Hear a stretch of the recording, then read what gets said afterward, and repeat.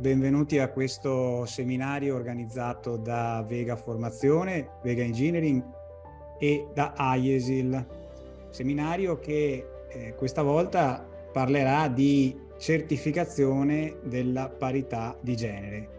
E oggi andremo a cercare di capire innanzitutto come ci si fa a certificare, quali sono i criteri da raggiungere per ottenere la certificazione, e andremo anche a vedere quelli che sono i vantaggi per le aziende. Ha sorpreso un po' tutti il fatto che un tema così verticale all'interno della sostenibilità e della responsabilità sociale come quello della parità di genere, quindi così specifico, abbia riscosso questo interesse enorme. Quindi cerchiamo di capire perché, com'è strutturata, che cos'è questa PDR, sta per prassi di riferimento appunto, che è una linea guida, non è un vero e proprio standard, per quanto sia comunque certificabile. Ad oggi nessun paese al mondo ha raggiunto la parità di genere.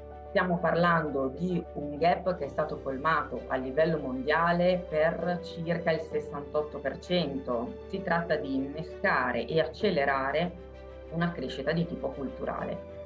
E le crescite culturali hanno sempre dei processi piuttosto lenti. Iniziamo a analizzare un po' la PDR 125. Come detto, è una linea guida e ha come tema quello di rendere certificabile e misurabile un sistema sulla parità di genere, impostando un miglioramento continuo, progressivo. In base al codice Ateco l'azienda deve rispettare uno o più criteri, ma dov'è che c'è questa correlazione? Nella prassi di riferimento o da qualche altra parte? Nei KPI che abbiamo analizzato, nella colonna dedicata alla descrizione di quando consideriamo raggiunto il KPI, viene scritto proprio nella prassi: il KPI si intende raggiunto quando l'azienda ottiene un più 10%, per esempio, rispetto al settore di riferimento. Ringrazio la dottoressa Vannucci, ringrazio i partecipanti che ci hanno seguito. Questo è un tema che evidentemente